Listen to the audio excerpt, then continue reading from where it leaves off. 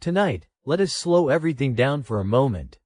Take a breath, get comfortable, and imagine stepping gently out of the present and into a different kind of America.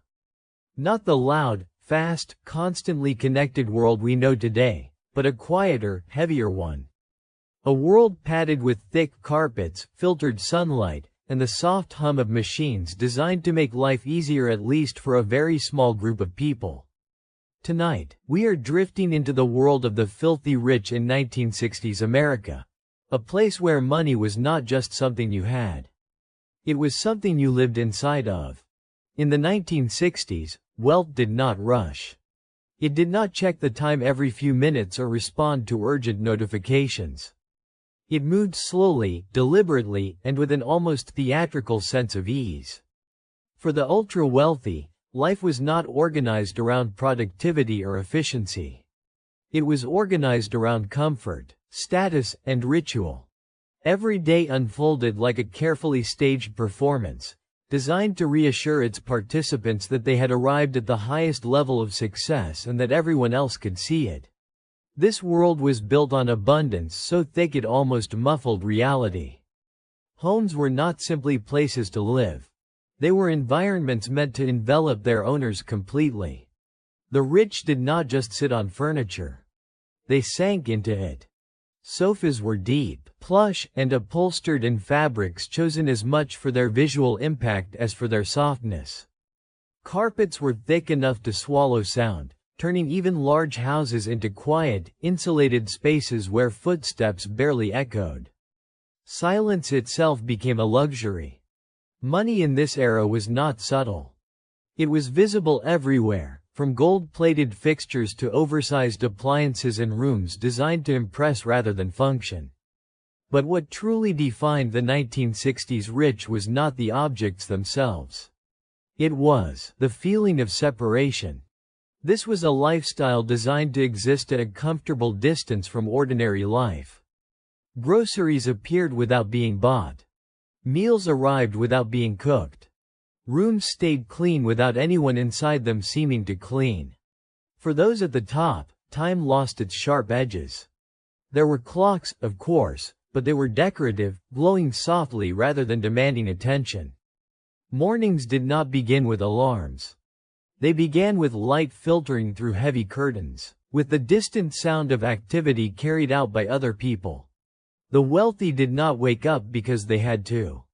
They woke up because the day had gently decided it was time. This sense of ease was not accidental. It was the result of an entire system working quietly in the background. Staff members, maids, cooks, gardeners, drivers moved through these homes like unseen currents, ensuring that nothing disrupted the illusion of effortlessness. The goal was not just comfort, but the appearance of a life untouched by inconvenience. Even small decisions were often deferred, not out of indecision, but because deciding things yourself was unnecessary. In this world, luxury was not an occasional indulgence. It was the baseline. Every object served as a reminder that money was abundant and ever-present. Bathrooms gleamed with polished surfaces and advanced gadgets. Kitchens were filled with machines promising modern convenience, even though the people who lived there rarely used them directly. Closets expanded into entire rooms, holding clothing for every possible mood, occasion, or social obligation. Yet beneath the surface of this comfort was something more complex. The 1960s rich lived inside a bubble of predictability. Their days were structured not by work deadlines but by social expectations. Tennis games, lunches, cocktail hours, and dinner parties filled the calendar. The rhythm of life was repetitive but reassuring. Every event followed familiar rules, and every interaction reinforced a shared understanding of status.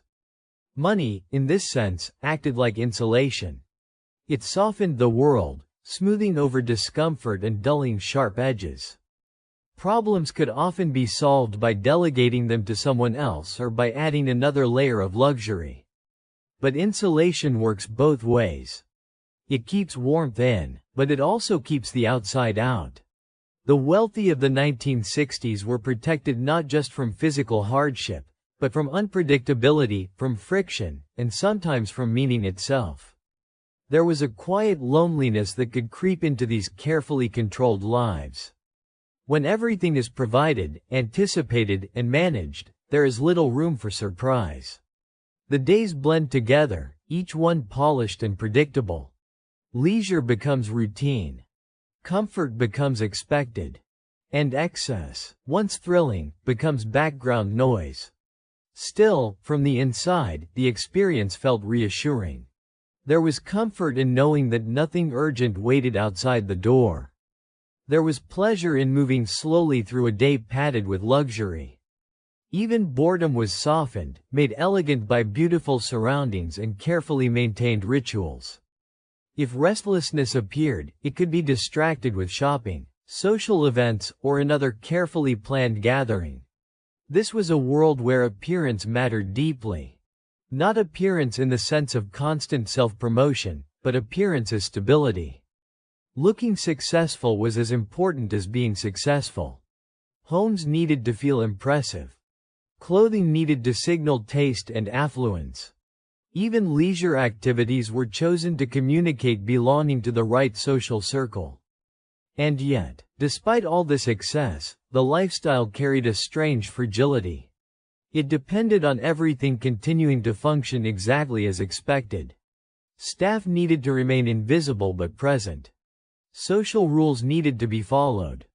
The illusion of ease required constant maintenance. The moment something slipped, a scandal, a disruption, an unexpected change, the calm surface could ripple quickly. The 1960s rich lived in a carefully curated version of reality. A version where comfort was abundant, but vulnerability was hidden. Where days were long and slow, but often filled with unspoken expectations. Where money removed many hardships, but could not fully remove uncertainty or self-doubt. As we begin this journey into their world, it is worth remembering that history is rarely as simple as it looks from the outside. The lives of the filthy rich in 1960s America were glamorous, yes. They were comfortable, indulgent, and overflowing with material wealth. But they were also human lives, shaped by routine, pressure, and the quiet weight of maintaining an image. Tonight, we are not here to judge or admire too quickly. We are here to observe. To drift through this era slowly, noticing the textures, the rhythms, and the contradictions. To see how excess shaped daily life, and how comfort became both a reward and a responsibility. So settle in, let the noise of the present fade, and allow yourself to step gently into a world where time moves slower, carpets are thicker, and money hums softly in the background, shaping every moment. This is where our story begins. If there was one moment that truly defined the lifestyle of the filthy rich in 1960s America, it was the morning. Not because anything important happened, but precisely because nothing urgent ever did. Morning was not a starting gun. It was not a deadline. It was a slow unfolding, a gentle suggestion rather than a command. While much of the country woke up to alarms, traffic, and schedules, the wealthy woke up to stillness carefully maintained by others. In a 1960s luxury home, the day did not begin with sound. It began with light. Heavy drapes filtered the sun so that it never arrived too suddenly. Bedrooms remained dim, cool, and hushed, insulated from the outside world by thick walls and even thicker carpets. The first noises of the day were distant and muffled, the soft hum of a vacuum far down a hallway, the faint clink of dishes somewhere beyond the bedroom door. These sounds were not interruptions. They were reassurance. Proof that the house was already awake on your behalf. The wealthy did not wake up because they had somewhere to be. They woke up because the environment had decided it was time. There was no alarm clock demanding attention. If a clock existed at all, it glowed softly, decorative rather than insistent. Time was present, but it was not in charge. For the rich, urgency was considered inelegant. Being rushed suggested dependency, obligation, or worse, employment. Lying in bed was not a transitional moment between sleep and productivity. It was part of the day itself. Silk sheets, cool and smooth, wrapped around bodies that had nowhere else to go. Pillows were fluffed not for support, but for indulgence. Even waking up became a sensory experience, designed to reinforce the feeling of being held by comfort. Some mornings began with a tray quietly placed nearby, never announced loudly. Coffee appeared without being requested, brewed exactly the same way every day. It was strong, hot, and served in fine china, even if no one else was present to see it. The ritual mattered, even in solitude. Especially in solitude. Luxury was not reserved for guests. It was the default state. Breakfast itself was flexible to the point of absurdity. There were options, but no pressure to choose quickly. Eggs, fruit, pastries, or nothing at all. A glass of juice or something stronger, depending on the mood. In wealthy households, a morning drink was not a sign of excess. It was a sign of freedom. If you wanted a martini before noon, no rule forbade it. No schedule protested. What mattered most was that the morning belonged entirely to the person waking up. There were no competing demands. No emails waiting to be answered. No supervisor expecting punctuality. The outside world could wait. It always did. The rich existed slightly ahead of or outside of time, buffered by money and staff who absorbed inconvenience before it ever reached the bedroom. Even the act of getting out of bed was optional. There was no reason to rush. Somewhere in the house, someone else was already planning the day, arranging meals, preparing clothing, and ensuring that nothing unexpected would intrude. The wealthy were free from the mental labor of preparation. Their only responsibility was to decide, slowly, how they wished to feel. Bathrooms awaited like private retreats. Warm towels, polished fixtures, and mirrors that reflected carefully curated versions of reality. Water temperature was always correct. Lighting was designed to flatter. The day's first moments were about maintaining calm, not readiness. Grooming was not preparation for work. It was a ritual of self-maintenance, performed without haste. This slow beginning set the tone for everything that followed. When a day starts without urgency, it continues without urgency. Lunch could drift later. Appointments were flexible. Social obligations filled the calendar, but none of them carried consequences if delayed. The morning taught the wealthy a powerful lesson. The world would adjust to them, not the other way around. But this ease did not exist naturally. It was constructed. Behind every unhurried morning was a small army of people already working. Staff rose early so their employers could wake slowly. Floors were cleaned before footsteps touched them. Food was prepared before hunger appeared. The wealthy were insulated not just from discomfort, but from awareness of effort itself. This separation shaped how the rich understood life. When mornings never required urgency, stress became abstract. Problems felt distant. Difficulty, when it appeared, seemed temporary and solvable through delegation. The rhythm of waking up without obligation reinforced the idea that life itself should feel smooth. Yet there was a quiet strangeness to this kind of morning. Without urgency, without direction, time could feel both abundant and oddly empty. Days stretched ahead without clear purpose. Comfort replaced motivation. Leisure replaced necessity. The morning became less about beginning something and more about maintaining a state of being. For some, this was bliss. For others, it created a subtle restlessness. When nothing demands your attention, you must embed reasons to get up. Tennis games, lunches, appointments with decorators or stylists filled the gap. The day was busy, but rarely meaningful. Morning ease flowed into afternoon idleness, carried along by habit rather than intention.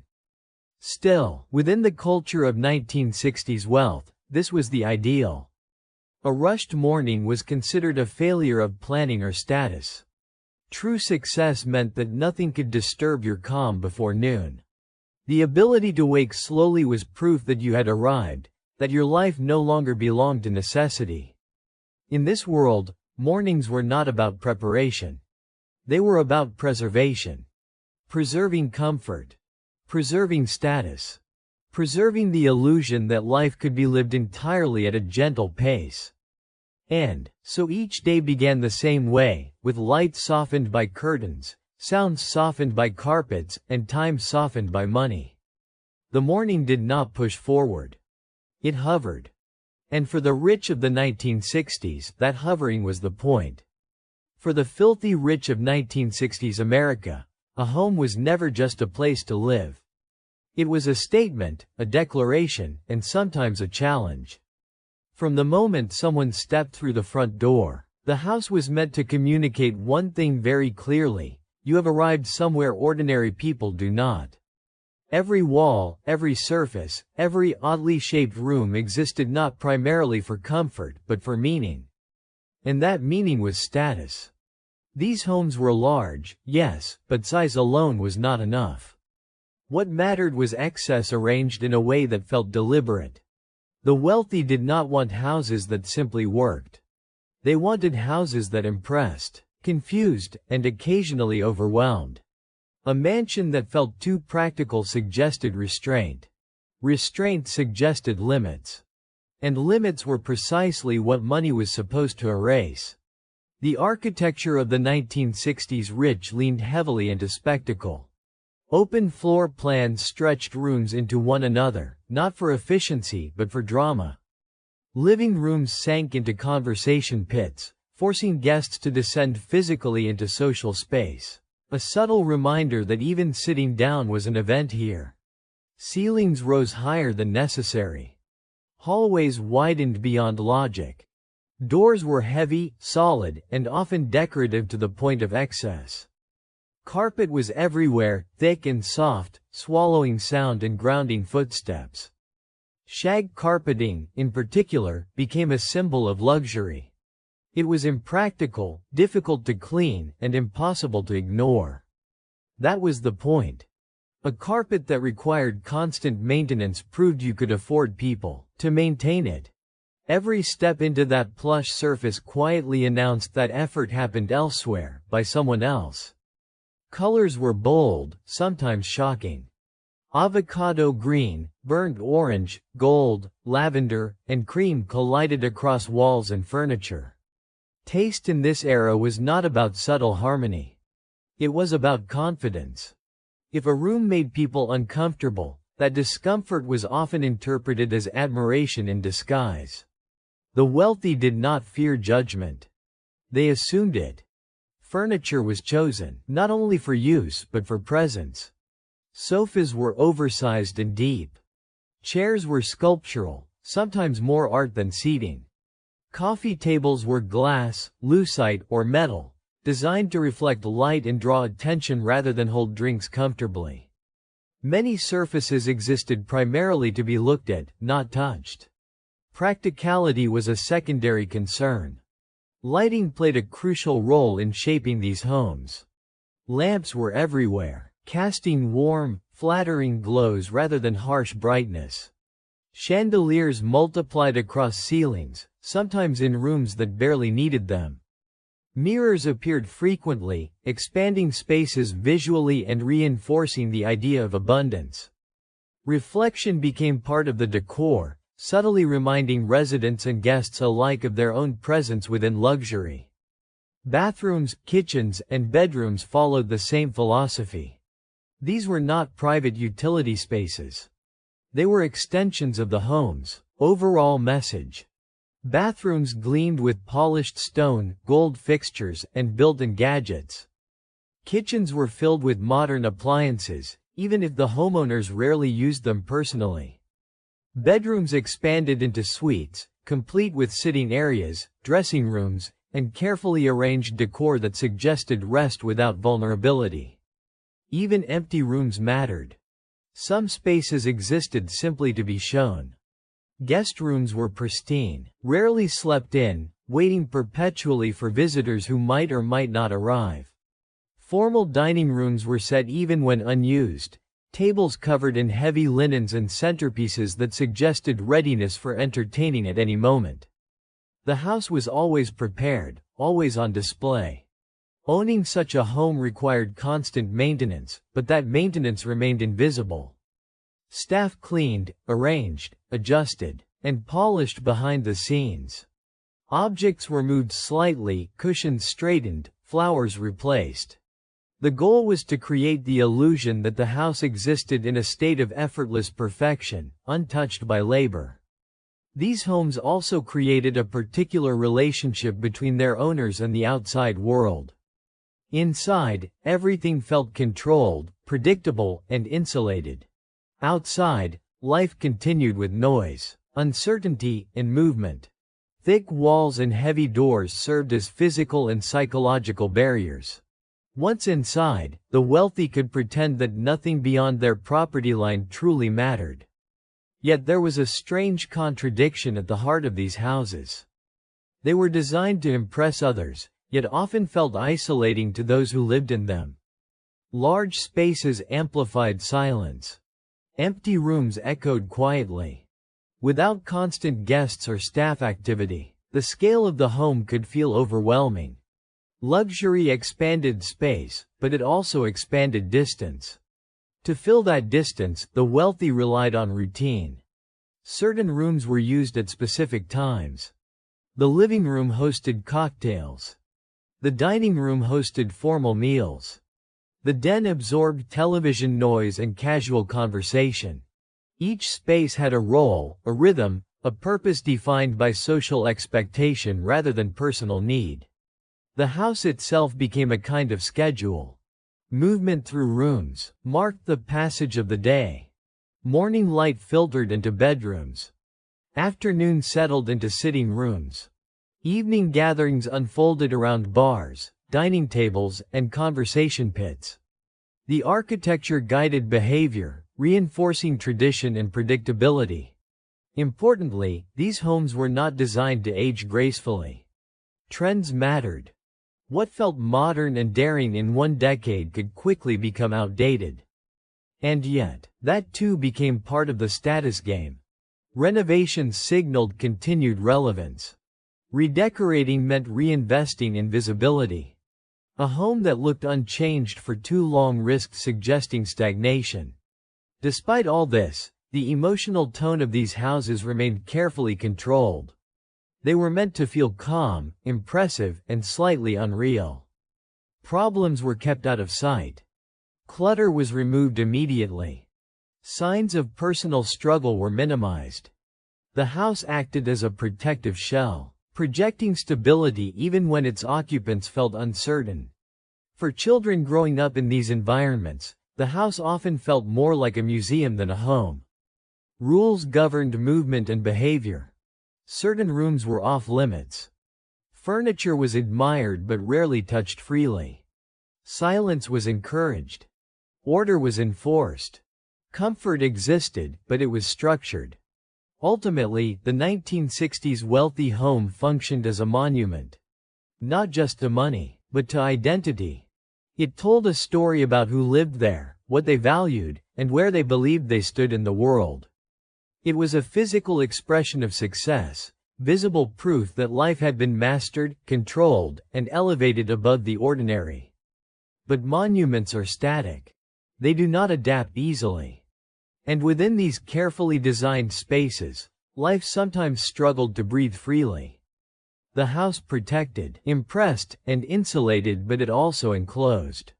It reminded its inhabitants daily of the image they were expected to maintain. In the end, these homes did exactly what they were built to do. They impressed everyone who entered. They reinforced social hierarchy. They turned wealth into something solid and visible. And they quietly shaped the lives inside them, teaching their owners that comfort could be vast, beautiful, and occasionally, a little bit lonely. For every moment of calm enjoyed by the filthy rich in 1960s America, there was a corresponding moment of effort happening quietly somewhere else. Luxury did not float in the air on its own.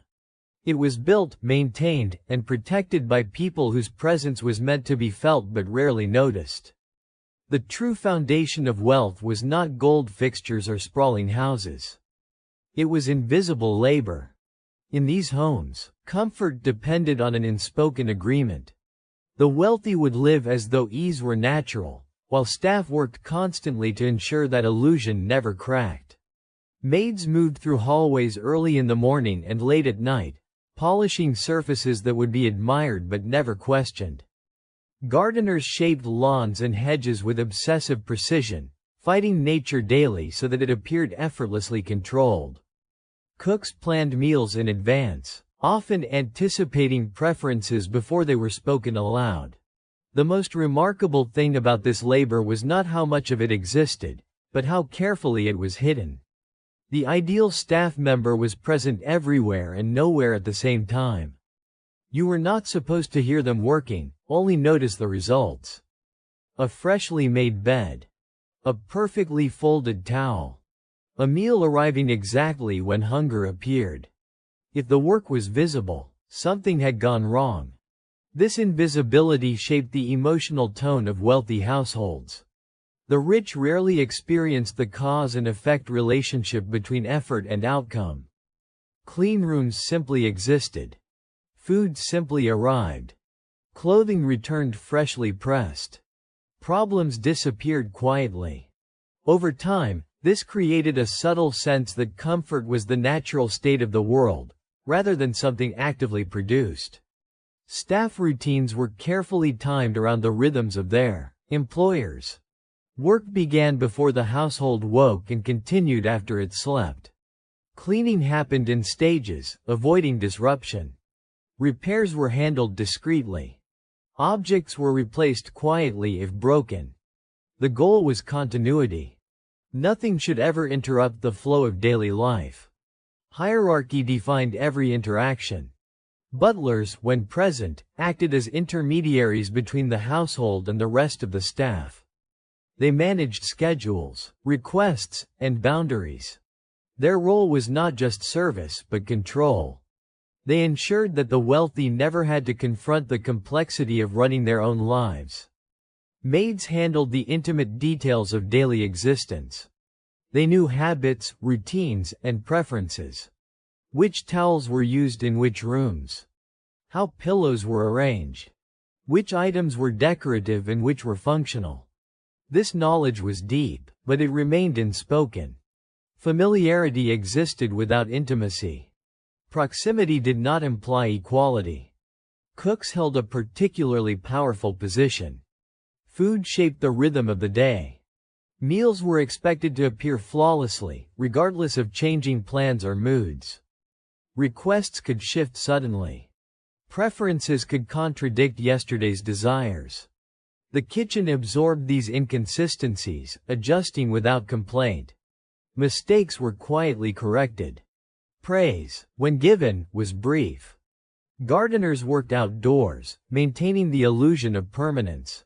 Lawns were expected to remain green. Hedges were sculpted into geometric forms. Flowers bloomed on schedule. Nature was treated as another system to be controlled. Weather might interfere temporarily, but it was never allowed to define the household's identity. Chauffeurs extended the same philosophy beyond the house. Cars were always ready. Routes were planned. Time was managed externally.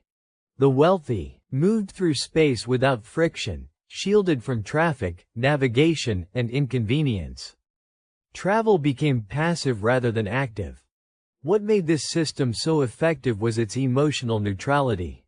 Staff were expected to perform without becoming emotionally visible. Their personal lives existed elsewhere. Within the home, they functioned as extensions of the environment, not participants in it. This separation preserved the illusion that luxury required no effort. Over time, this arrangement shaped the psychology of wealth. When effort disappears, appreciation fades. Gratitude becomes abstract. The rich did not wake up thinking about the dozens of tasks already completed on their behalf. They simply entered a world that was ready. Yet the staff themselves lived in a constant state of alertness. They observed patterns, moods, and subtle signals. A glance could indicate preference. A pause could signal dissatisfaction. The work required attention not just to tasks, but to people. Emotional intelligence became part of the job. Mistakes carried weight. A forgotten detail disrupted the illusion. A misplaced object broke continuity. But success was measured in silence. When nothing went wrong, the staff had done their job perfectly and remained invisible. This invisibility also protected the wealthy from certain kinds of self-awareness. When you never see the effort required to sustain your lifestyle, it becomes easier to believe that you deserve it. Comfort feels earned, even if the labor belongs to others. The system reinforced itself quietly. At the same time, the presence of staff created a subtle dependency. Without them, daily life would become unfamiliar quickly. Tasks once automatic would require thought. Decisions would multiply. The smooth surface of wealth depended entirely on this unseen foundation. Children growing up in these households absorbed this dynamic early. They learned that things simply happened. That room stayed clean. That food arrived. That someone else handled inconvenience. Independence developed slowly, if at all. Normal responsibilities felt distant, even abstract. Despite the imbalance, many staff members took pride in their work. Maintaining perfection required skill, discipline, and endurance. They understood the systems better than the people benefiting from them. They knew which routines mattered and which could bend.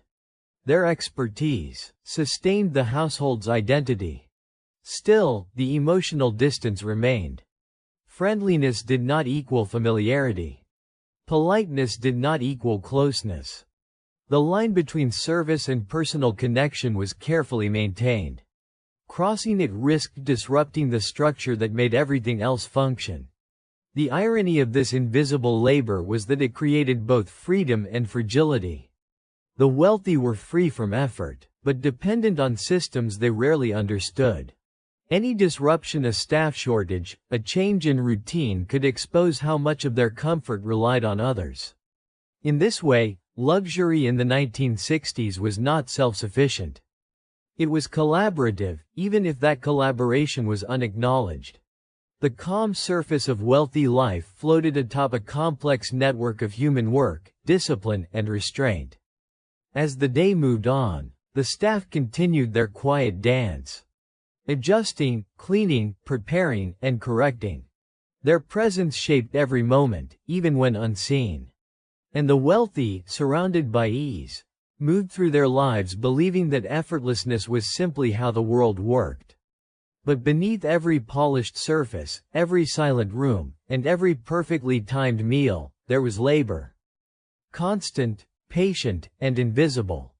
And without it, the entire illusion of 1960s wealth would collapse into noise, disorder, and urgency. In the homes of the filthy rich in 1960s America, the bathroom was no longer a purely private space. It became something else entirely. A stage. A showcase. A quiet declaration that even the most ordinary human routines could be wrapped in excess and transformed into spectacle. What was once a place of necessity evolved into a carefully designed environment meant to impress, comfort, and subtly remind its user of their position in the world. These bathrooms were large, far larger than practicality required. Space itself was part of the message. Wide floors, expansive counters, and sunken tubs created an atmosphere of indulgence. Movement inside the bathroom felt unhurried, almost ceremonial. There was room to pause, to wander, to linger. Nothing pushed you along. Nothing demanded speed. Materials mattered deeply. Marble, often imported, covered floors and walls, chosen not just for durability but for prestige. Veins in the stone were admired like artwork. Gold-plated fixtures gleamed under carefully arranged lighting, catching reflections and casting a soft glow. Even when alone, the bathroom made its presence felt. It reminded you that you were surrounded by wealth at all times. Sinks were wide and polished. Mirrors were large, sometimes stretching across entire walls. Lighting around them was designed to flatter rather than reveal. Harsh shadows were avoided. This was not a place to confront reality too sharply. Grooming became a gentle ritual, guided by warmth and reflection softened by design. The bathtub, often sunken and oversized, served as the centerpiece. It was less a tool for washing and more an invitation to linger. Steps led down into warm water. Some tubs featured built-in seating, shelves for drinks, or even integrated sound systems. Bathing was no longer an interruption in the day. It was an event, something that could stretch on without consequence. Showers, too, became elaborate experiences. Multiple water jets, adjustable temperatures, and optional steam features transformed routine washing into something resembling a spa visit. Buttons and controls lined the walls, offering choices that were rarely necessary but always impressive. The message was clear: comfort could be customized endlessly. Technology found a comfortable home in these bathrooms. Radios played softly in the background, delivering music or news while water ran. Telephones were mounted within reach, sometimes even beside the toilet. The idea that one might need to take a call at any moment, regardless of setting, reinforced the belief that time and obligation could intrude anywhere, yet never disrupt comfort. Towels were thick, abundant, and often monogrammed. They were stacked neatly, replaced frequently, and arranged with care. Robes hung nearby, chosen not just for warmth but for style. Even drying off became part of the performance. Every texture reinforced softness, insulation, and separation from the outside world. Soap itself became decorative. Shaped, scented, and arranged rather than used. Practical products were often hidden discreetly out of sight. The visible elements existed to communicate taste and refinement, not utility. Cleanliness was assumed. The display mattered more than the process.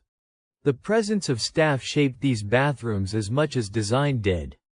Cleaning happened constantly, but invisibly. Surfaces gleamed without visible effort. Towels were replaced quietly.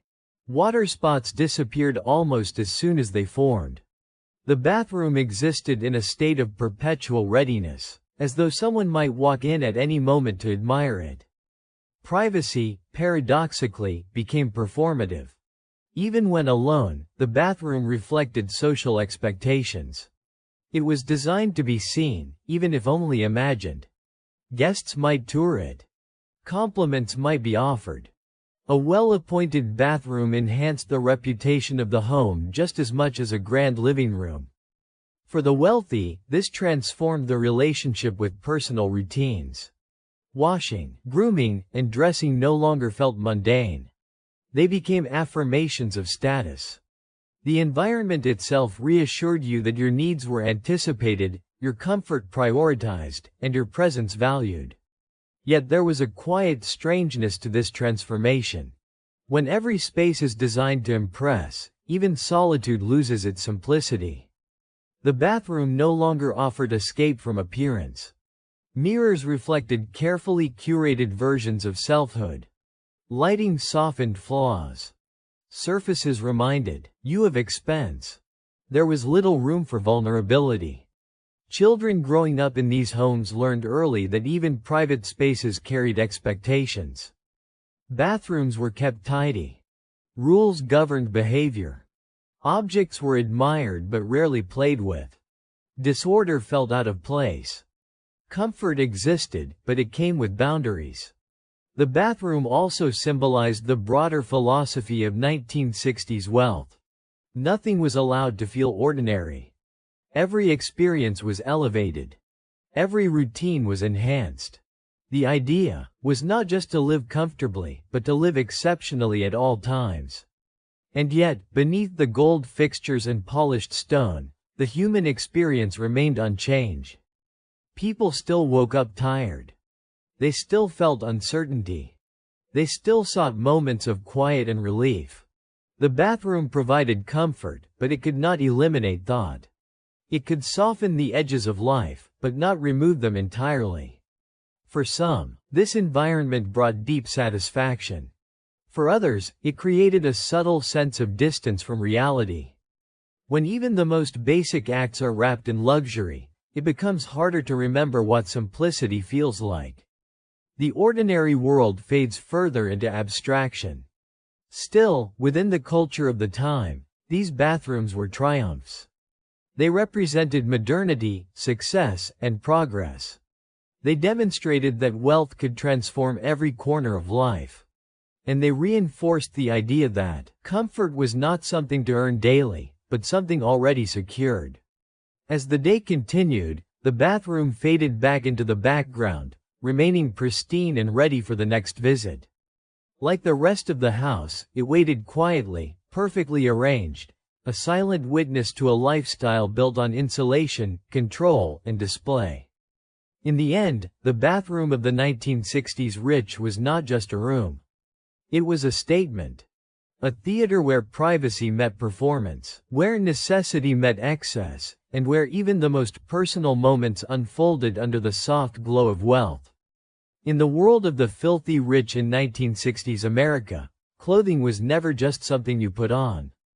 It was something you performed. Getting dressed was not a practical step between waking up and leaving the house. It was an event in itself, a daily ritual that signaled identity, stability, and belonging. Even on days with nowhere to go, the act of dressing mattered deeply. Especially on those days. Closets in wealthy homes were not closets in the ordinary sense. They were rooms, sometimes entire suites, designed to hold more than clothing. They held choices.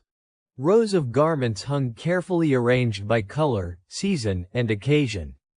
Shoes lined shelves in pairs that had rarely, if ever, touched real pavement. Accessories filled drawers, each item ready to complete a version of the self appropriate for a specific moment. Fashion in the 1960s was bold, structured, and confident, and the wealthy embraced it fully. Clothing was meant to be seen. Patterns were striking. Colors were deliberate. Textures mattered.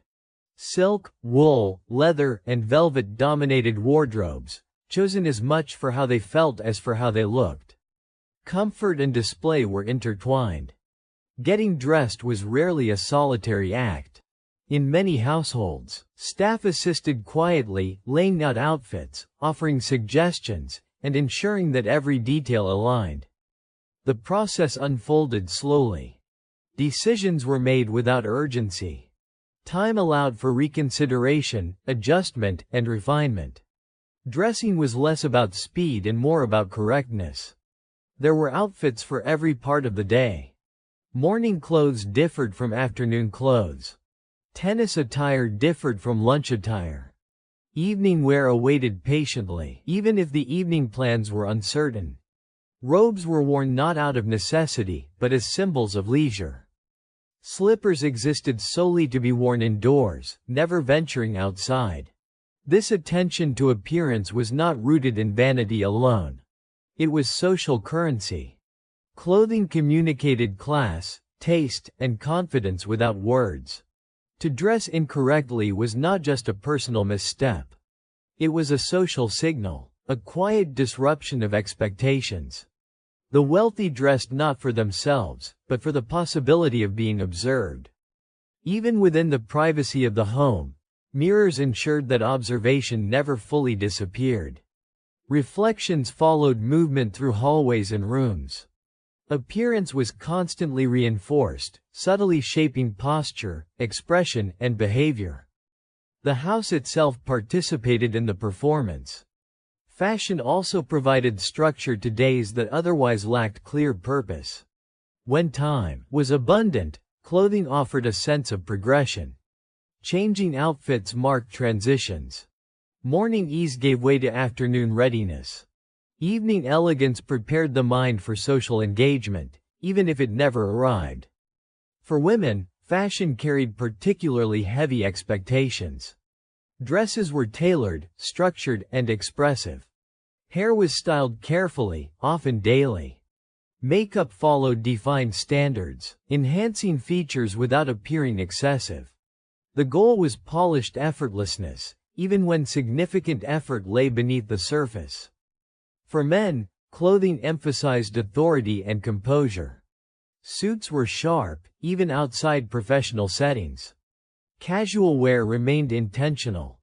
Leisure clothing still communicated wealth through fabric, fit, and subtle details.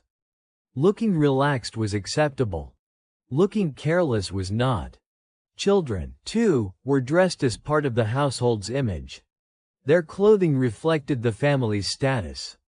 Clean lines, pressed fabrics, and coordinated outfits signaled order and control. Playfulness was permitted within limits. Appearance remained paramount. Fashion also reinforced hierarchy within the home. Staff uniforms contrasted deliberately with the clothing of the wealthy. The distinction was visual and immediate. Roles were clear. Boundaries were visible. Clothing helped maintain the structure that supported the entire lifestyle. There was comfort in this predictability. Knowing what to wear, how to wear it, and when to change provided reassurance. Routine softened decision-making. Even creativity followed accepted patterns. Innovation existed, but within controlled boundaries. Yet beneath the elegance there was pressure. Appearance required maintenance. Bodies change. Trends shifted. Expectations evolved. Keeping up demanded constant attention.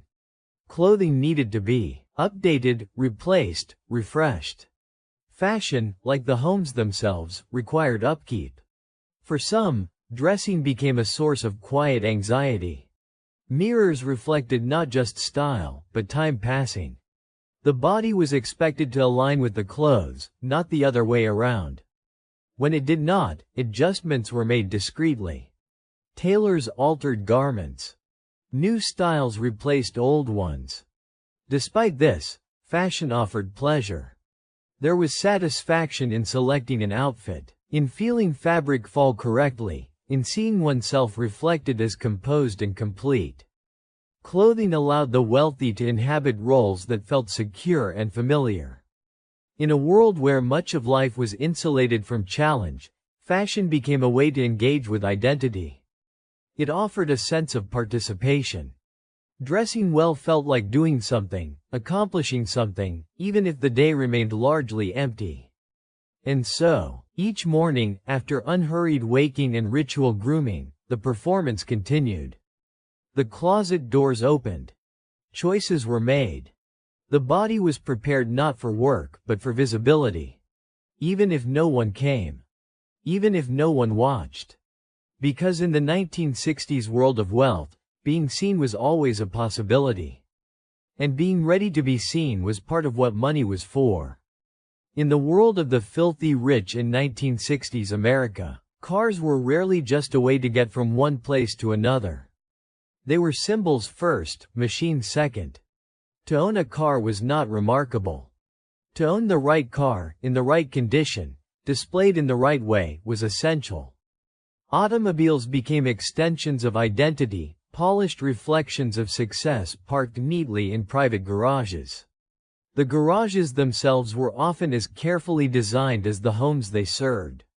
Wide, spotless spaces with polished concrete floors, bright overhead lighting, and enough room to accommodate several large vehicles at once. This was not cluttered storage. It was a showroom.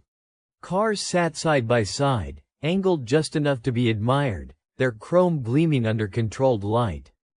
Cadillacs, Lincolns, and the occasional European import dominated these spaces. Long bodies, broad hoods, and dramatic tail fins spoke a visual language of confidence and prosperity. These cars were designed to be noticed, even when standing still. Their size alone suggested importance. Parking one in the driveway was a quiet announcement to the neighborhood that success lived here. Ironically, many of these vehicles were driven far less than one might expect. The wealthy often had chauffeurs or preferred not to deal with traffic at all. Driving was optional. The car's primary function was to exist, to be owned, to be seen. Movement was secondary. Starting the engine became a ritual. Sometimes the car was driven only a short distance, perhaps down the street or around the block, before returning home. The act itself mattered more than the destination. Neighbors noticed. The sound of the engine, the slow roll down the driveway, the brief wave exchange, these moments reinforced social hierarchy. Inside the car, comfort matched the luxury of the home. Seats were wide and soft. Interiors were finished in leather and polished wood. Radios played softly, filling the cabin with music or news. The experience was designed to be calming, not stimulating. Even when moving, the wealthy remained insulated. Driving gloves, scarves, and sunglasses added to the performance. These accessories were not strictly necessary. They completed the image. Even short trips became occasions. Leaving the house meant presenting oneself again, framed by a machine that carried status as clearly as a tailored suit. For many, the idea of mobility mattered more than actual travel. Owning a powerful, elegant car symbolized freedom, the possibility of leaving at any moment. Whether that moment ever arrived was less important. The illusion was enough. Knowing you could go anywhere provided reassurance, even if you stayed exactly where you were. Cars also reinforced gender roles of the era. Men were often associated with the choice and ownership of the vehicle, while women appeared as elegant passengers. Yet both participated in the symbolism. The car complemented the household's image, just as the house itself did. Maintenance was meticulous. Vehicles were cleaned frequently, polished until reflective. Small imperfections were corrected immediately. A scratch or stain suggested neglect, something wealth was meant to prevent. The car's appearance mirrored the home's perfection, extending the controlled environment beyond the front door. Garages often contained more than just cars. Golf clubs rested in corners, rarely used but always present. Shelves held cleaning supplies organized neatly, sometimes untouched. The space hinted at activity without requiring it. Everything suggested readiness. Chauffeurs, when employed, became part of the system of invisible labor. They ensured punctuality, handled navigation, and absorbed the stress of driving. The wealthy sat back, watching the world pass through tinted windows, physically moving while remaining psychologically detached. This detachment shaped how the wealthy experienced distance. Travel felt smooth, predictable, and controlled. Delays were handled quietly. Routes were familiar. The road presented little challenge. Movement became passive. Yet there was also a subtle emptiness to this relationship with cars. When driving is not required, it loses urgency. When movement is optional, stillness becomes default. Cars became reminders of potential rather than tools of action. For children, these vehicles represented adulthood and privilege. Riding in them felt special. Learning to drive was delayed or handled with caution. The stakes felt high. A car was not just transportation. It was a family symbol. Mistreating it meant more than damaging property. Social comparisons extended into the driveway. Neighbors noticed new models, subtle upgrades, changes in color or brand. A new car signaled success. Keeping an old one too long suggested stagnation. The cycle of replacement fed the performance of prosperity. Despite this, many cars spent most of their time parked, engines cool, waiting. Waiting for an event. Waiting for an errand. Waiting for a reason. Their presence filled space and satisfied expectation without demanding use. In this way, Cars in the 1960s wealthy lifestyle embodied a larger truth. Wealth was about potential, not action. About what could be done, not what needed to be done. The car promised movement, even if life remained comfortably still. As the day continued, keys returned to their hooks. Garages closed quietly. The vehicles rested, polished and ready, symbols of a freedom that required no urgency to enjoy. And so, in the lives of the filthy rich, cars did not carry people toward destinations. They carried meaning. They told stories. They waited patiently, engines silent, representing a world where movement was optional and arrival had already occurred. In the homes of the filthy rich in 1960s America, silence was rare, but noise was never chaotic. Instead, the house hummed. It pulsed gently with sound, a low, constant reminder that connection was always possible, always waiting. Communication was not confined to a single room or a single device. It existed everywhere, threaded through walls, hallways, bedrooms, and even outdoor spaces. The wealthy lived inside a network of voices, rings, and signals that made distance feel smaller and status feel larger. Telephones were the heart of this system. Not one phone, but many. A phone in the bedroom, resting beside the bed like a quiet companion. Another in the kitchen, mounted to the wall, its cord stretching just far enough to allow private conversations disguised as errands. A formal phone in the entryway, reserved for important calls and polite voices. Sometimes there was even a phone by the pool, protected clumsily from water, existing more as a symbol than a practical tool. Each phone served a role. Together, they created the impression that the household was always reachable, always relevant. To have many phones was not about convenience alone. It was about importance. Important people needed to be contacted at any time. Important lives required constant lines of communication. The phones themselves were solid, heavy objects. Rotary dials demanded patience. Each call required intention. Fingers turned the dial slowly, listening to the rhythmic clicks as numbers returned to place. There was no rushing this process. Communication unfolded at a measured pace, reinforcing the idea that time belonged to the caller.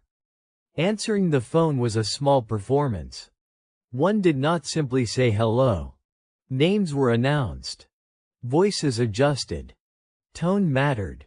A call could bring social news, business discussions, or simple gossip, but each required the appropriate response. The house learned these rhythms. Staff recognized them. A ringing phone shifted the atmosphere subtly, drawing attention without urgency. Because there was no voicemail, every call carried weight. If the phone rang, someone had to decide whether to answer. Missed calls created curiosity rather than panic. Messages were written down carefully on small slips of paper, often delivered hours later. Delays were normal. Expectations were softer. Intercom systems extended communication even further. With the push of a button, voices traveled between rooms.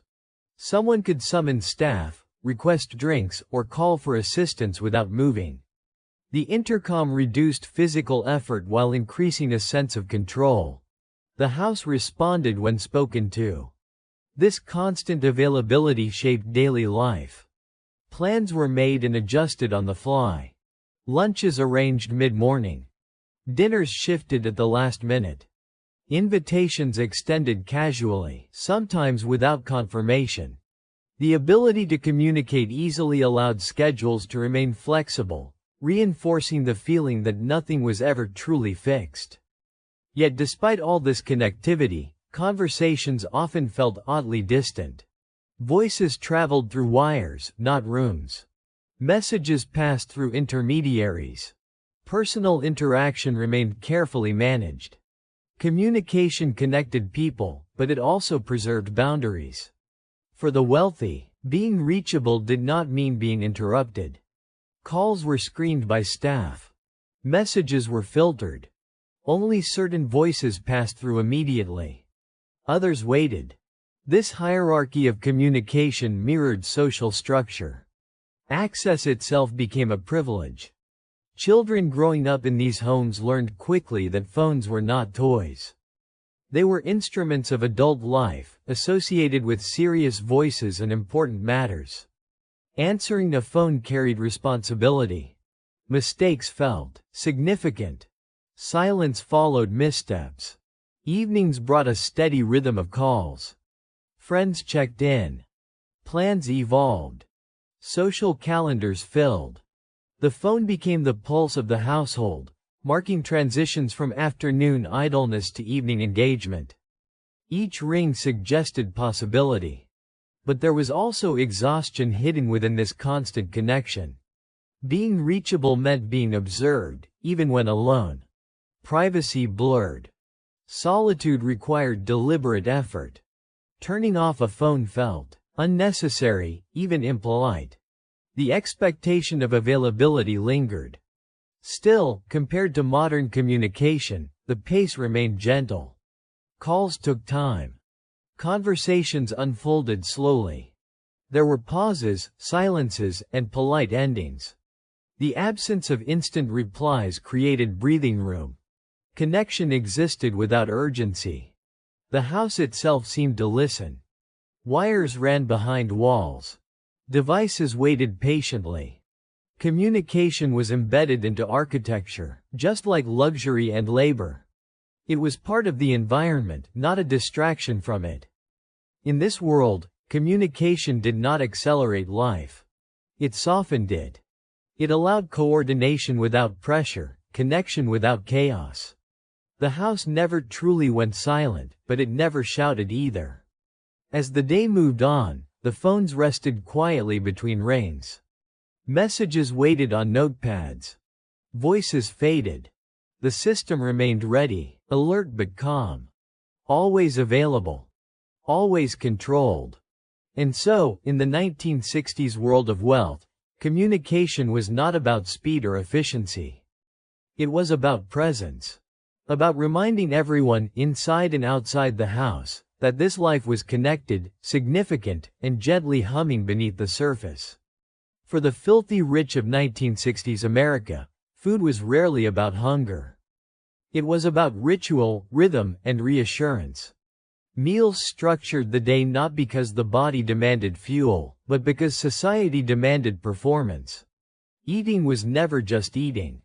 It was an event, a signal, and often a subtle negotiation of power and belonging. Breakfast, lunch, and dinner all carried different meanings, but none were rushed. Time expanded around the table. Chairs were pulled out slowly. Glasses were filled carefully. Conversations unfolded at a deliberate pace. Even when meals were taken alone, they followed rules shaped by tradition and expectation. Breakfast, for the wealthy, was gentle and flexible. It could be light or elaborate, depending on mood rather than necessity. Fruit, eggs, pastries, and coffee appeared without effort. Sometimes a stronger drink joined the table, accepted without judgment. Morning meals did not prepare the body for labor. They eased the mind into another day of comfort. Lunch, however, was where power revealed itself most clearly. Business lunches in the 1960s were long, theatrical affairs. They began early and stretched well into the afternoon. Restaurants served as extensions of private clubs, familiar spaces where reputations were known and seats were remembered. Being recognized mattered. It confirmed status before a single word was spoken. Drinks arrived quickly. Often before menus. Clear glasses, cold to the touch, filled with ice and spirits. The first drink set the tone. It slowed conversation, softened edges, and created a shared atmosphere of ease. Food followed, rich and heavy, designed more for indulgence than nourishment. These lunches were not about efficiency. Deals were discussed, but rarely finalized. Agreements were implied rather than signed. What mattered was presence. Being seen at the right table, with the right people, at the right time. Lunch was a stage where influence was demonstrated quietly. Dinner carried its own gravity. Formal dinners at home or in private clubs followed established patterns. Seating was arranged carefully. Conversations were guided subtly. Topics flowed around the table, avoiding discomfort while circling gently around status, gossip, and shared history. Drinks accompanied every course. Glasses were never empty for long. The rhythm of refilling became background music. The act of drinking was less about excess and more about continuity. A steady presence, marking time and softening interaction. Food itself was often rich and traditional. Familiar dishes presented with flourish. Portions generous. Presentation meticulous. The kitchen worked invisibly to ensure perfection. Meals arrived warm, plated beautifully, and removed quietly. Disruptions were rare. Staff played a crucial role in maintaining the illusion. They moved seamlessly, refilling glasses, clearing plates, adjusting lighting. Their presence supported the performance without intruding upon it. Guests rarely acknowledged them directly. The focus remained on conversation and connection. Children, when present, followed different rules. Their meals were simpler, often taken separately or quietly. Adult conversation continued uninterrupted. The table belonged to grown-ups. Children learned to observe rather than participate. Over time, these rituals shaped identity. To eat in this way was to belong. Knowing which fork to use, when to speak, when to sip, and when to pause mattered. The body learned the choreography. The mind relaxed into familiarity. Yet beneath the elegance there was pressure. Social missteps lingered. Saying the wrong thing, drinking too much, or appearing uncertain could ripple quietly through social circles. Meals were forgiving, but memory was long. Food also marked time. Lunch blurred into afternoon. Dinner melted into evening. The days softened around these anchors. Without them, time might have felt unstructured. Meals gave shape to lives that otherwise lacked urgency. For the wealthy, eating together reinforced hierarchy. Hosts guided interaction. Guests responded. Seating arrangements reflected relationships. Every detail carried meaning, even when unspoken. And yet, for all its formality, there was comfort here.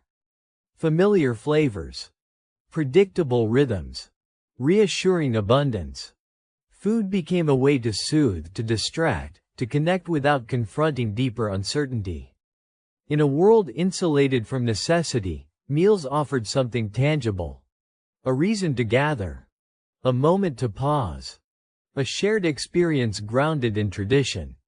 Eating together affirmed continuity in a rapidly changing world. As plates were cleared and chairs pushed back, the ritual faded quietly. Conversations lingered. Plans were made. The table returned to stillness. Another meal completed, another performance concluded. And so, in the 1960s world of wealth, food was not just sustenance. It was theater. Carefully staged, gently performed, and endlessly repeated. A daily reminder that power could be expressed not through action, but through leisure, presence, and the unhurried act of sitting down together.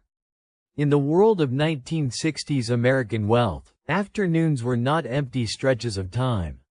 They were carefully shaped periods of controlled idleness. To outsiders, these hours might appear unproductive, even wasteful. But for the affluent, doing nothing was not neglect. It was a practiced skill, refined over generations. Afternoons existed to absorb the excess energy left behind after long lunches and before evening obligations. They were buffers between social rituals. Without them, the day would feel rushed, unbalanced. Idleness provided structure without pressure. There was no urgency in the afternoon. The clocks kept ticking, but no one was watching them closely. Time passed gently, padded by comfort and repetition. This was the hour when the wealthy mastered the art of appearing occupied while remaining fundamentally at rest. Some afternoons began with activity, or at least the suggestion of it. Tennis courts shimmered in the sun. White clothing appeared immaculate, even if untouched by effort. A few games might be played, a few balls exchanged, but performance mattered more than competition. The goal was presence, not victory. Others preferred shopping. Not the hurried shopping of necessity, but slow, deliberate browsing. Sales staff recognized names, prepared fitting rooms, and anticipated preferences. Purchases were made calmly. Bags were carried by others. The experience reaffirmed status without demanding exertion. Yet most afternoons returned, inevitably, to stillness. Pools glimmered quietly. Lounge chairs aligned perfectly. Magazines lay open but unread. Sunglasses shielded eyes more for effect than sunlight. Movement slowed. This was not laziness. It was intentional restraint. In a society that equated wealth with freedom, afternoons demonstrated that freedom most clearly.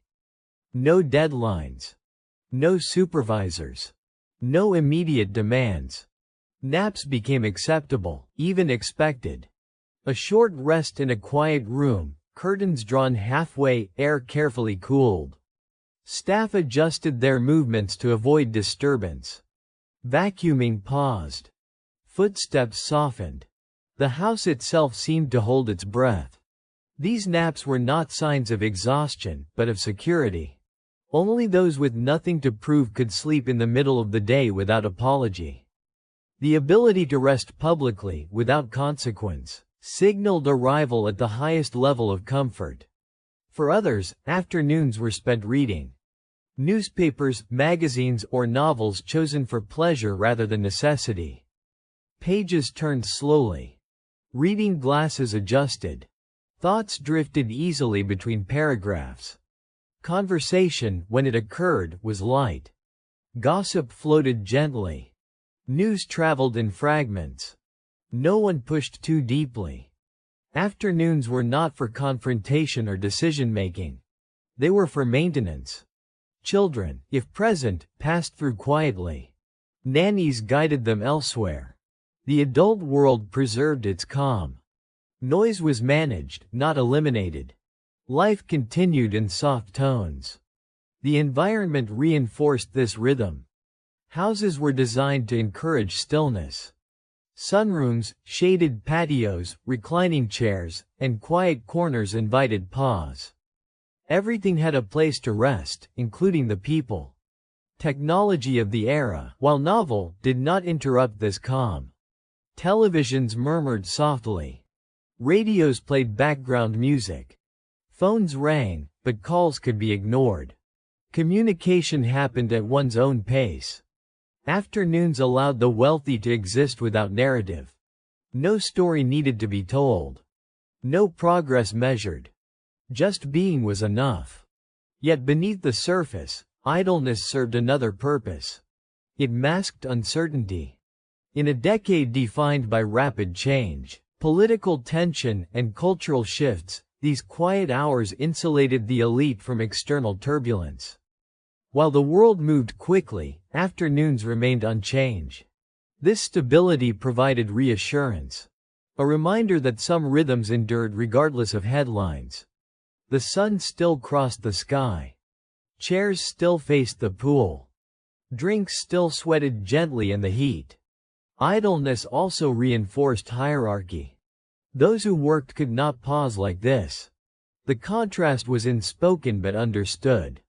Doing nothing well was a privilege reserved for those who had already won. By late afternoon, the energy shifted slightly. Shadows lengthened. Anticipation returned.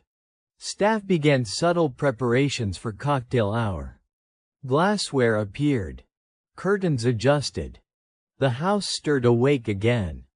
The idle hours ended without announcement. No alarm marked the transition. People simply rose, refreshed, composed, ready to re-enter the social world. In this way, afternoons served as emotional reset buttons. They softened edges, blurred worries, and prepared the mind for performance once more. For the 1960s wealthy, the art of doing nothing was not emptiness. It was balance. A pause that made indulgence sustainable. A quiet proof that time itself could be owned. And as the afternoon faded, leaving behind stillness and warmth, it carried with it a simple message. True luxury was not constant activity, but the freedom to stop. In 1960s America, wealth was not only something you owned. It was something you performed. And nowhere was that performance more visible than in clubs, parties, and carefully curated social spaces where belonging itself became a full-time lifestyle. Private clubs were the backbone of elite social life. Country clubs, yacht clubs, golf clubs, and private dining rooms offered more than recreation. They provided reassurance. Inside their walls, everyone spoke the same language of privilege. Rules were clear. Traditions were respected. Outsiders were politely, firmly excluded. Membership was rarely discussed openly. You did not apply so much as you were absorbed. Names were whispered, not advertised. Being accepted meant more than access to facilities. It meant validation. You belonged. Inside the club, time slowed. Drinks arrived without explanation. Staff remembered preferences without reminders. Chairs were positioned just so. Familiar faces nodded in recognition, acknowledging your place without words. Conversation flowed easily, but never deeply. Topics hovered safely between gossip, leisure, and light business. Serious matters were hinted at rather than confronted. Discomfort was smoothed over by ritual. The club offered predictability. In a decade marked by social upheaval, protests, and shifting values, these spaces resisted change. Dress codes remained firm. Etiquette endured. Jackets stayed on after 5. Tradition provided shelter. Parties extended this performance into private homes. Cocktail hours were not spontaneous gatherings. They were rehearsed events. Glassware polished. Music selected. Seating subtly controlled. Guests arrived dressed to signal effort without appearing strained. Compliments masked competition. Every smile carried calculation. Everyone noticed who arrived first, who lingered longest, who left early. Hosts moved through rooms like conductors. They balanced conversations, redirected tension, ensured no one dominated attention for too long. Hosting was labor disguised as ease. Drinks flowed steadily, but never recklessly. Being visibly drunk was considered a failure of control. The goal was lightness, not collapse. One must always appear composed. Dinner parties followed similar rules. Seating arrangements mattered. Rivals were separated just enough to prevent open conflict, while still allowing friction. Gossip simmered beneath polite laughter. Conversation during meals served a dual purpose. It entertained while collecting information. Who was struggling financially? Whose marriage felt unstable? Who might be useful later? Charity events elevated social performance to spectacle. Balls, galas, and fundraisers blended generosity with judgment. The cause mattered, but not as much as presentation. Clothing was scrutinized. Jewelry noticed. Donations quietly compared. Applause followed generosity, but so did memory. People remembered who gave, how much, and how visibly. Nightlife expanded the stage further. Tiki bars, lounges, and private rooms offered spaces where rules loosened slightly, but never fully disappeared. Excess was permitted, not chaos. Here, reputations could be reinforced or quietly damaged. A careless comment. An overfamiliar gesture. A rumor overheard and repeated. Nothing disappeared completely. Clubs and parties also functioned as sorting mechanisms. They reinforced hierarchy. Who was invited where? Who was seated near whom? Who was talked about rather than spoken to? Children rarely appeared in these spaces. Their absence emphasized adulthood as performance. They were discussed, not present. Symbols of success rather than participants. Even relaxation was public. One did not simply enjoy oneself. One demonstrated enjoyment in acceptable ways. Laughter was controlled. Enthusiasm measured. Behind the elegance, anxiety lingered. The fear of exclusion. Of being forgotten.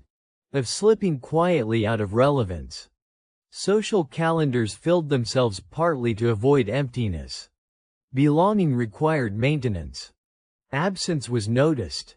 Declining invitations raised questions. Patterns mattered.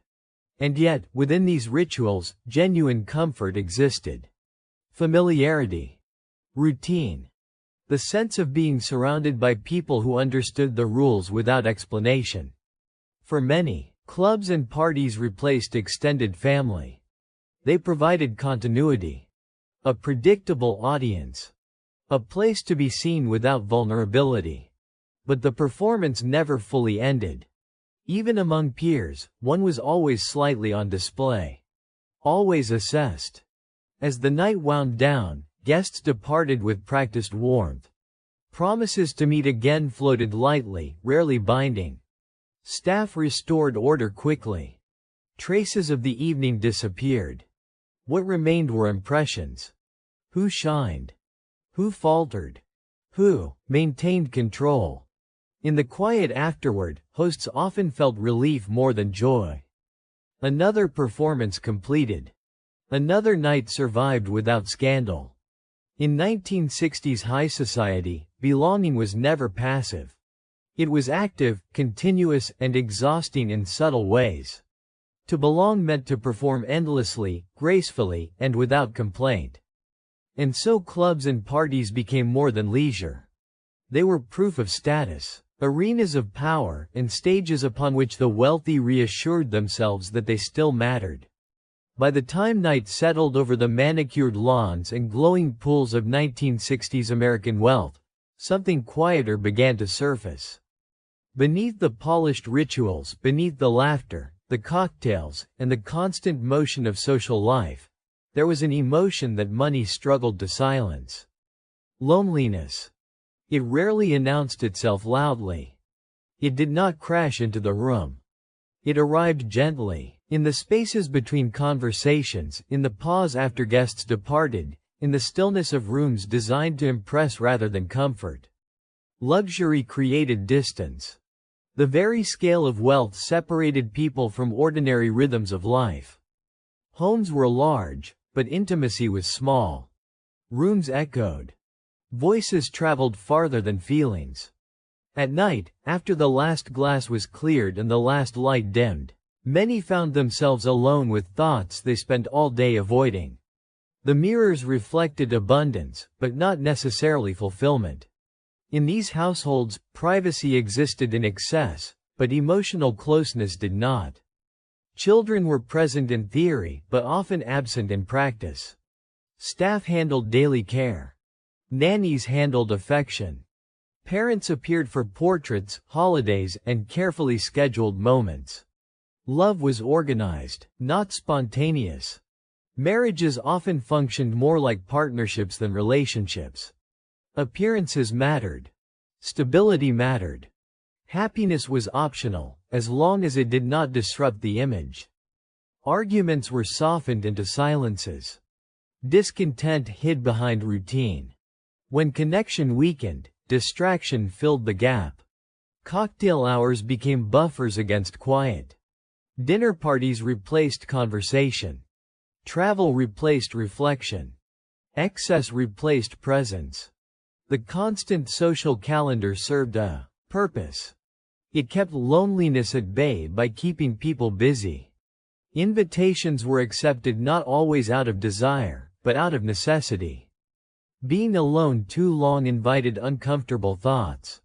For some, nights were the hardest. The house grew still. The hum of appliances replaced voices. The soft glow of pool lights reflected back a life carefully constructed, but strangely hollow.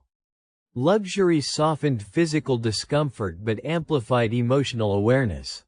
When basic needs were met without effort, attention drifted inward. Questions surfaced. Meaning became harder to ignore. What am I doing all this for? Who am I when no one is watching? If I stopped performing, would anyone notice? The pressure to maintain status added another layer. Wealth was not static. It had to be defended, maintained, displayed. The fear of slipping financially or socially hovered quietly in the background. Even among peers, comparison never stopped. Someone always had a larger house, a newer car, a more exotic vacation. Contentment became fragile. Children growing up in these environments absorbed this tension early. They learned performance before authenticity, manners before emotion, achievement before curiosity. They were surrounded by opportunity, yet often starved of normalcy. Spontaneous play, unsupervised moments, genuine mistakes, all carefully managed or removed. As they grew older, many struggled with identity. When everything was provided, discovering purpose became more difficult. Success felt inherited rather than earned. Adults, too, felt this weight. Careers built on connections blurred into social obligation. Work became theater. Achievement lost its edge. Money protected against hardship, but it could not manufacture meaning. In fact, it often delayed the search for it.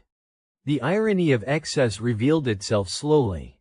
The more comfort increased, the more fragile satisfaction became. The more insulated life grew, the more distant the outside world felt.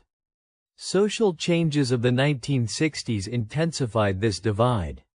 As society shifted, protested, questioned authority, and challenged tradition, the wealthy often retreated further into controlled environments. Their homes became fortresses of familiarity. Their rituals shields against uncertainty. Yet isolation came at a cost. The longer one remained insulated, the harder it became to connect authentically. The gap widened.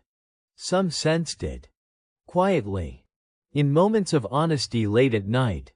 In rare conversations where masks slipped. Others ignored it entirely, choosing routine over reflection. There were always more events to host. More rooms to decorate. More distractions to arrange. Luxury became both comfort and cage. But it would be unfair to say the wealthy were unaware.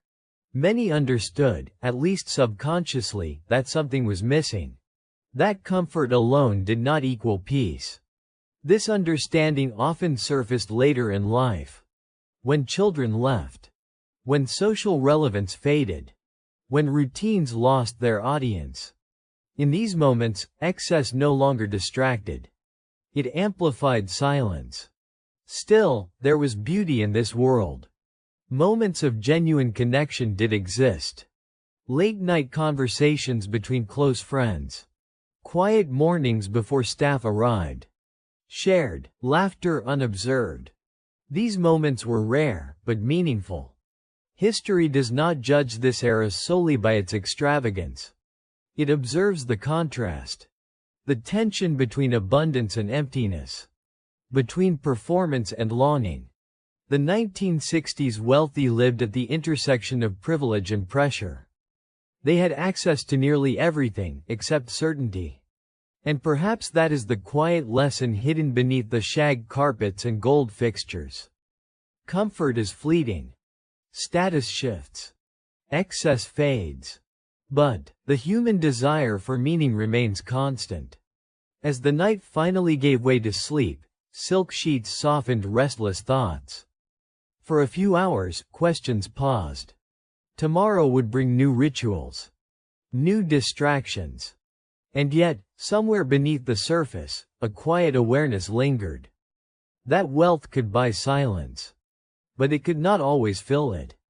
And so, as we gently step away from the avocado-colored rooms, The mirrored ceilings and the quiet hum of luxury that defined 1960s American wealth, we are left not with envy but with understanding.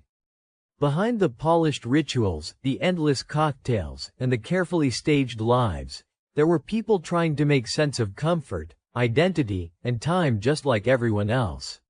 History often remembers this era for its excess. But when we look more closely, we see something softer. A world built to slow life down, to soften sharp edges, to hold uncertainty at arm's length. And yet, even surrounded by abundance, the most human questions remained unanswered. What brings meaning? What creates connection? What truly makes a life feel full? Perhaps that is why these stories still resonate. Because beneath the shag carpets and gold fixtures, the past quietly reminds us that comfort fades, trends change, and status shifts, but the search for peace stays the same. So tonight, as you rest, let these echoes of history drift by without judgment. Let them settle like soft music in the background.